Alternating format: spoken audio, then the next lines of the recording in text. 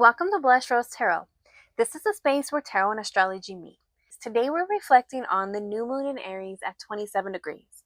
This is not the first spark of Aries. This is the late fire, the flame that's already been tested. In degree theory, 27 degrees carries a Gemini undercurrent, a quickening of awareness, a realization, a message that lands. Aries brings the courage to act, but this degree adds something else. Understanding, a moment where instinct and insight meet. So, this new moon is not just about beginning, it's about choosing a direction with clarity after everything you've already lived through. It feels like standing at the edge of something, knowing you just can't go back, but this time you actually understand why. All right, let's pull some cards to see how to best work with this transit. We're starting out with death. Okay, this is like a moment before the new moon takes root. The ending that makes this beginning possible. Something has already been closing out in your life, not abruptly, but inevitably. This card shows that this new moon isn't random. It's a response, a continuation of a cycle that has reached its natural completion. And then comes the Eight of Pentacles. So here the story shifts from release to intention. This is where you decide, what am I willing to build now? At 27 degrees, there is an awareness of patterns. So you've done this before in some way. This time you're being asked to approach it differently.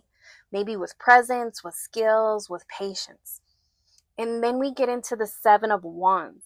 This is where the new moon becomes real. Action meets resistance, not because you're off path, but because you're on it. Aries energy often meets friction in a way of strengthening resolve. This card reflects a defining moment, choosing your direction, even when it's uncomfortable, even when you have to stand in it alone. And then this reading intensifies. So then we get hit with the Tower. I just did Mercury in Aries and we got the Tower in there too. So this is really a repeating card. So at this degree, realization can come quickly, like something clicking into place or falling apart all at once. But what's breaking here isn't meant to hold you anymore. This is a moment where truth overrides illusion, where clarity cuts through anything that was built on uncertainty.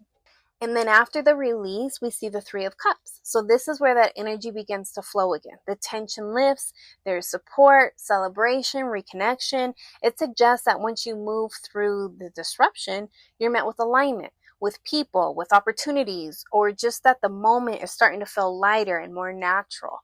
And then we get the Page of Cups. And the Page of Cups closes a reading. So this is like a return to openness, return to curiosity, to emotional renewal. It's not the same version of you from before. This is a softer, more aware beginning, one that allows feeling and imagination and possibilities back in, but without losing this wisdom that you gained. This new moon is not asking you to leap blindly. It's asking you to act from what you now know. This isn't about rushing into something new. It's about recognizing that the ending, the Tower, the effort, the resistance, and even the disruption have all prepared you for a more aligned beginning. So to take advantage of this transit isn't about doing more.